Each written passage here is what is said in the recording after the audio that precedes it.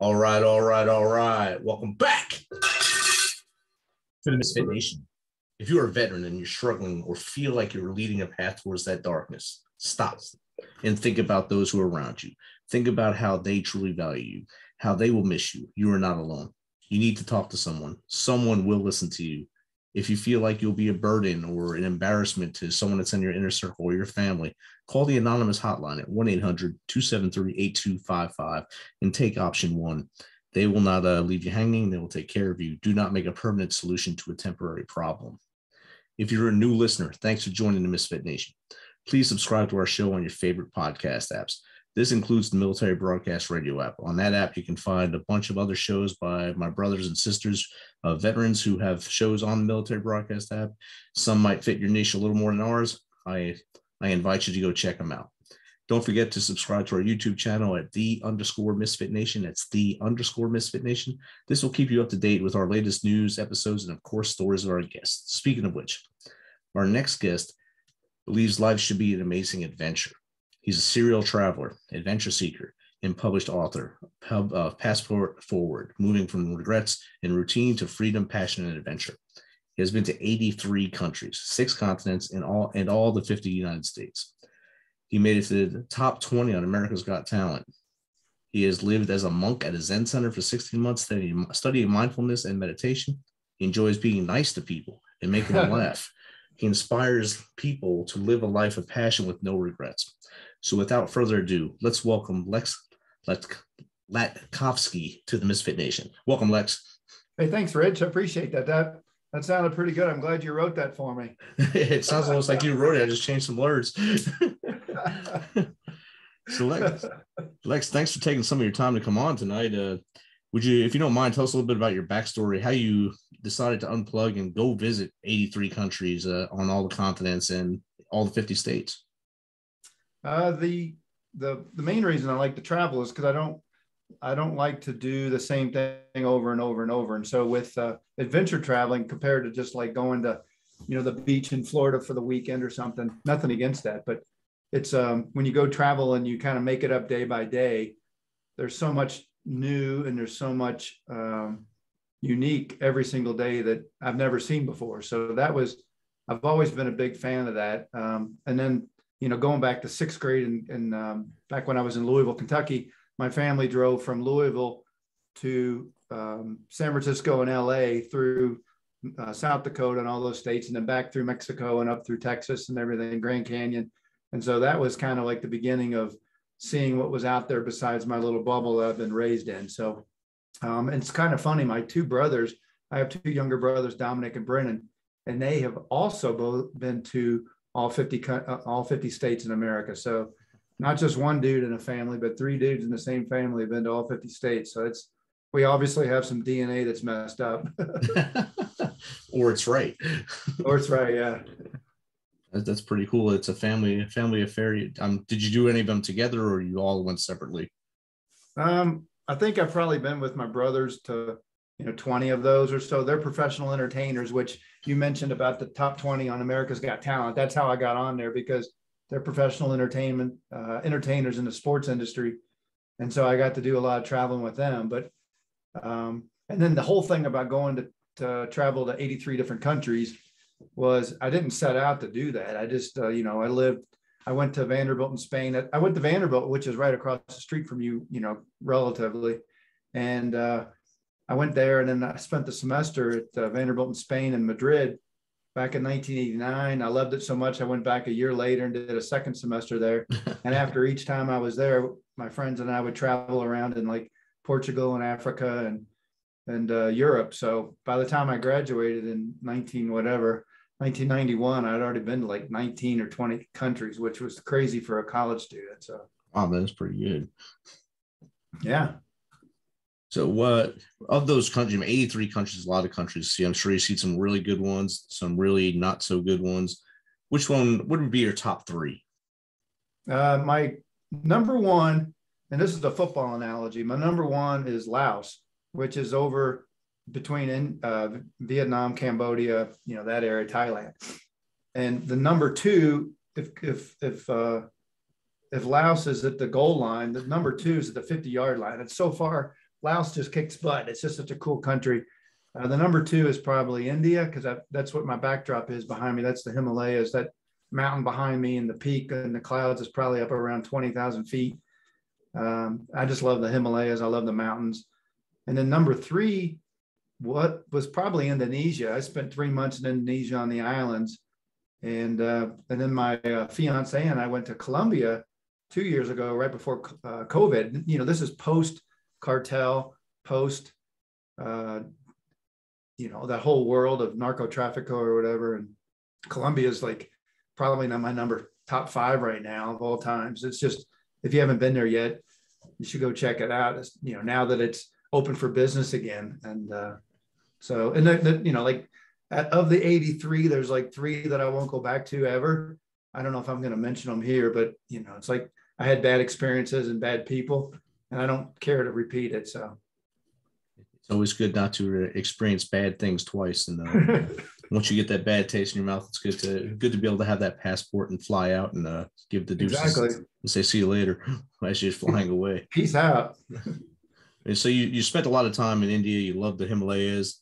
When we first started talking, you had the other background on there. Yeah.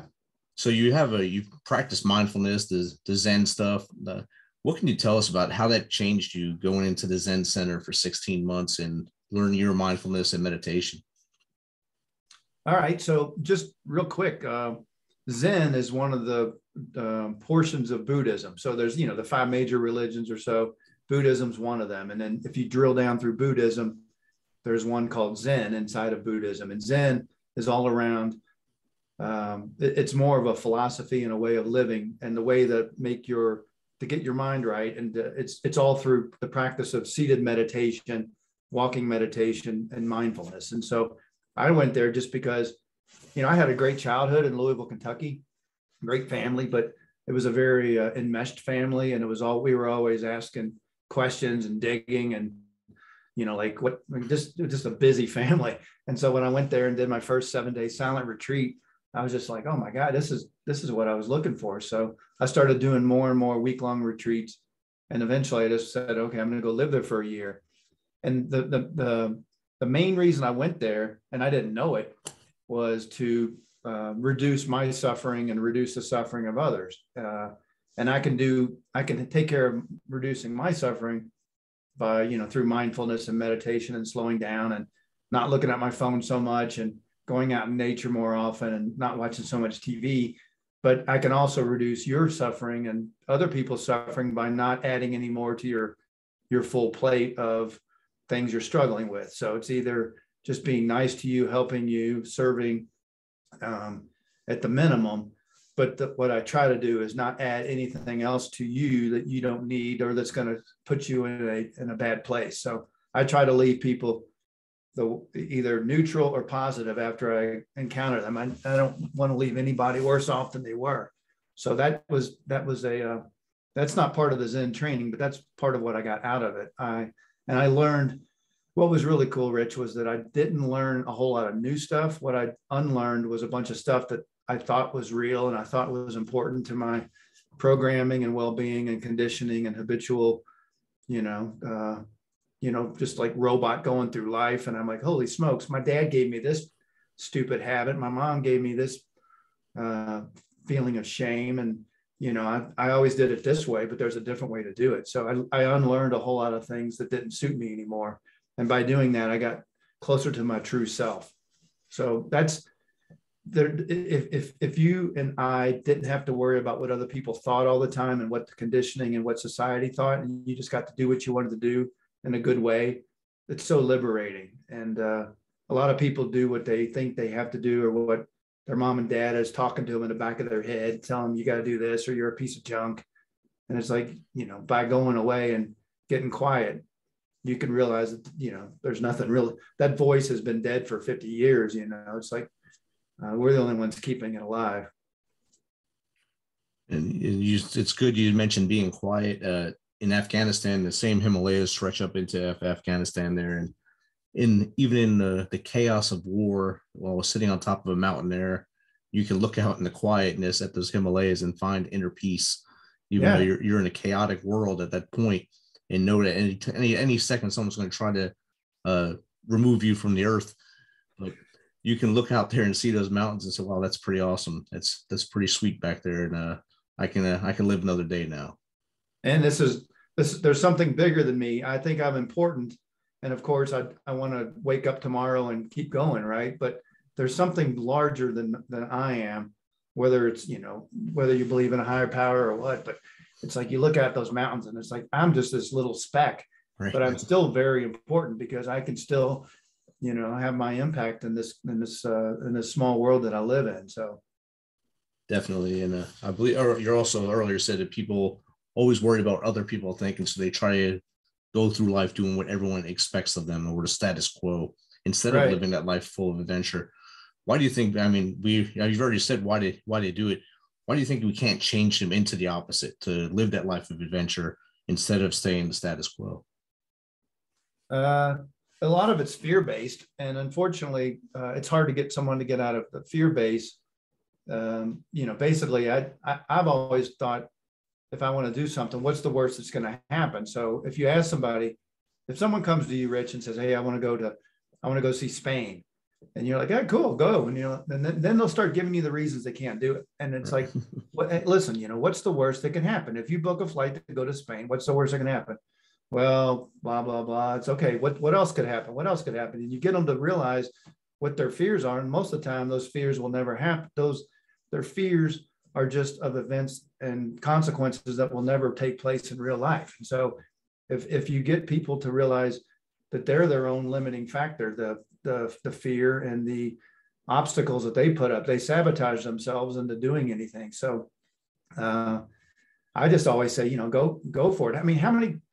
I have never met anybody that came back from another life and said, hey, I'm on round 2 of this world, or this, I've been reincarnated as this goofy body called Lex Latkovski or Rich or whatever. It's like, we get one shot, it's like, let's do this. And so the regrets, in 15 years, and you look back and I look back and I say, what do you regret? What did you want to do that you didn't do?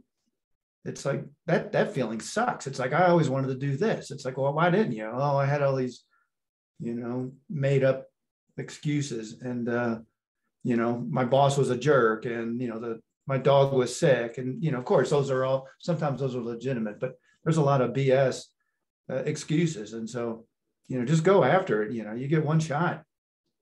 Definitely. You got one shot. You might as well have a good time doing it. I think there's a lot of songs written about you have one shot, you better make it count. And I think if you have goals, you just got to chase them. Don't sit back and get in your own way. Like you said, if you tell me you want to go someplace, I say do it. And then you come back with a bunch of excuses why you don't want to do it. That means that you didn't want to do it in the first place. You just thought it would be cool. You thought it would be a good idea. It's cool to talk about. Maybe it would have been better to do it on like Facebook or something, where someone would be on your side. But I would just tell you to go, and I'll see you in 2 weeks when you come back, either happy or sad. Yeah, and it's like, hey, if you want to, if your friend said, hey, I want to go to Spain, Rich, it's like, okay, what are you gonna do between now and the time you book your flight to sabotage this opportunity you have? And they're going to tell you, well, I'm going to spend money on stuff I don't need. I'm going to go out to eat too much. I'm going to get in trouble at work, or, blah, blah, blah. I'm going to find some new hobby. So, what are you going to do to sabotage yourself and keep you from being large? You're going to be small. You're going to be small and have this mindset of scarcity rather than abundance. So what the hell, go for it. Right. And I'm sure all this travel led to you writing your book, Passport Forward, moving from regrets and routine to freedom, passion, and adventure. How did you start writing that? Did you always want to write a book, or was it from your experiences in all these travels? No, I never wanted to write a book. And if you've ever done it, and I know you've had some guys on this show that have written books, lots of them, and women, it's a pain in the butt, and it's a huge undertaking. And so I would highly recommend anybody that's thinking about writing a book, don't. No, do it. It's fun, because when you finish it, it's the big, it's like running a marathon. And then you have to stop at the end of that marathon and you're exhausted. And then someone says, hey, Lex, you get to run another marathon called marketing and promotion. And it's like, oh man, now I got to do this. So the reason that I wrote it, Rich, was when I was traveling, I started in 2006 and, went on my first trip to India, and I created a blog. This is back before anybody knew what a blog was. Mm-hmm. I had a blog, I had my own, my email was lex@latkovski.com. It's like, and my aunt was all mad because her last name was Latkovski and she wanted the domain name. I'm like, finders keepers. But anyway, so I created a blog called thelexpedition.com so that I could upload stories and photos of my travels along the way, so that my mom and dad and my friends could figure out where I was, what I was up to, and here's some of my crazy adventures. And so people would write me and tell me, you got to write a book, and that's funny, and you're crazy and adventurous, and I would never do that. And they kept telling me that, and I'm like, okay, I will write a book at some point, but right now I'm having a lot of fun on a beach in Indonesia, and I'm not going to write a book right now. I'm going to go drink a beer and eat a mango or something. And have my own fun right there. Exactly. It's like, yeah, I'll write a book later. So I did it when I came home. It took a while, but my second book's going to be a lot easier, because I don't know if you've ever heard that quote that, start with your second book because the first one's the hardest. So. Right. The book that's sitting behind me right there, 13-Step Guide to Success, was the second book I started writing. The first book I started writing is still being written. So hopefully that'll be out this year. Oh, cool. I want a copy. Yeah, it should. Hopefully it'll come out. It's going to be called The Climb. It's a story of a soldier and his journey through life and PTSD after. So, oh wow, it's a good reflection of a lot of guys and gals I've served with. Hopefully I get it right and it gets out this year, and I don't start and write another book in between. Yeah, I think I've actually walked up those steps before. Are they in Mexico, I think, aren't they? Savannah, Georgia. I was close. It's close. Same thing. Yeah, same, but different. So when you were doing your book, as you started you said marketing is another marathon. You did a Kickstarter campaign. How did that work for you? Yeah, I did it for two reasons. One was because some people are motivated one way and some people are motivated another. And I get motivated by not letting other people down. So if I tell you, Rich, I'm going to do something and I don't do it, I feel bad, and I carry it until I fix it. So what I did was I made this Kickstarter campaign, and I said, I'm going to get you a copy of my new book by Christmas if you order now. And basically what they pre-ordered $10,000 worth of my book. Wow. This is 5 years ago or so.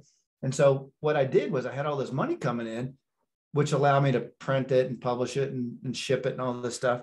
But it put this deadline on me, like, okay, I got all these people that I love that are supporting me that want 10 or 15 copies or 2 copies or whatever around the country, around the world. I can't disappoint them.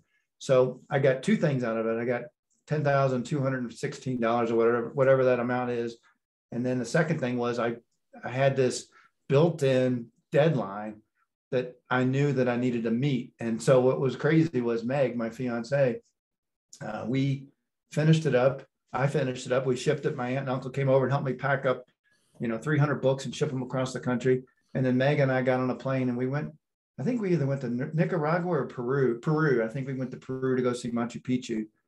So it was my driving the stake in the sand and saying, this is what I've got to do. And everything between now and then is going to go into my book. So instead of dorking around and going out and goofing around or whatever, taking a vacation, I was working on my book. So definitely, because I'm not a very disciplined person. So but you mastered the art of getting things done and not procrastinating along the way. Once you set that line in the sand to get it done, you pushed it and got it out there. Even though you went on a trip the day after you mailed it all out, you still got it all out there and you were able to be successful in that. Where can they get the books now? Are they still just straight from you, or is it on any bookstore and stuff? It's if you get it on Amazon, it's Passport Forward. And if you just type in Passport Forward and my first name Lex, you'll get it. I just looked at it today because someone wanted a signed copy in Canada, and I was trying to figure out how to get it to them. But if you want a signed copy, you can just email me at lex@latkovski.com. That's LATKOVSKI.com. And I'll hook you up with a signed copy. I have two versions. I have the new version called Passport Forward, which is heavily edited and absolutely beautiful. And I have the original version, called, it's over here on my shelf. You can't see it because I've got this fake background, but it's called The Lexpedition.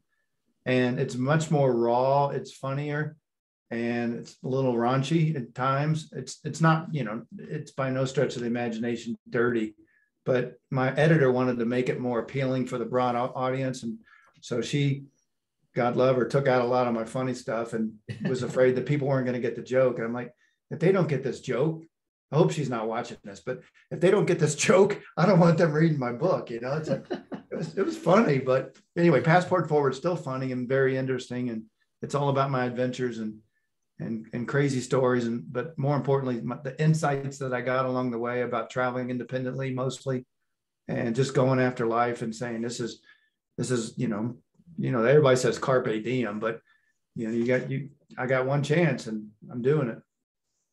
What countries are on your list for, say, this year or the next couple of years? Well, I have not been to a new country since Colombia, which was 2 years ago, right before COVID. And my fiance and I are getting married in Louisville in October, back home. I'm currently in Colorado Springs. That's where we live now, but we're going back home to get married. And we're going on 3 days after our wedding, we're going to Peru, probably go see Machu Picchu again. But then for the first time ever, I'm going to go to Chile. Nice. And go see Patagonia. So that's been on our list forever, but only recently has it come back on the radar because of COVID. So Chile, and I also want to go to Argentina.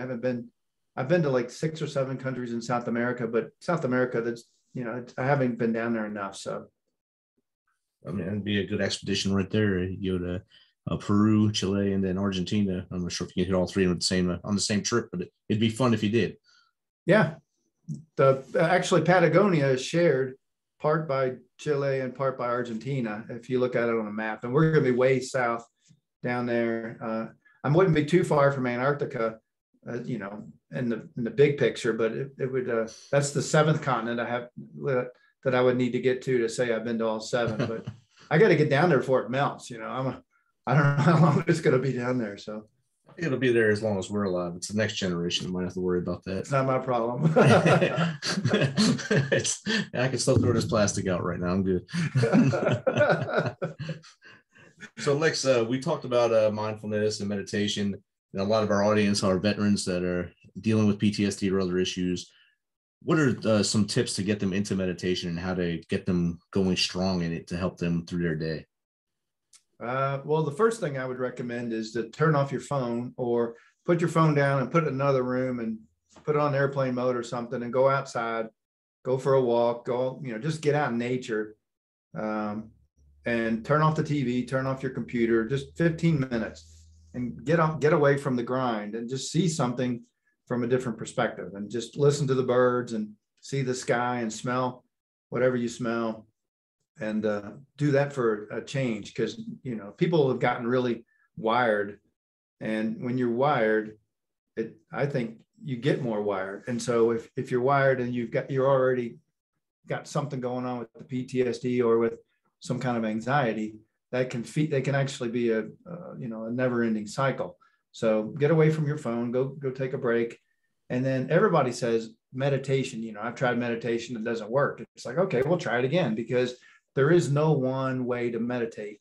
Meditation is nothing more than, in my opinion, in my experience, nothing more than slowing down, paying attention to what's going on with your body, your mind, your emotions, etc.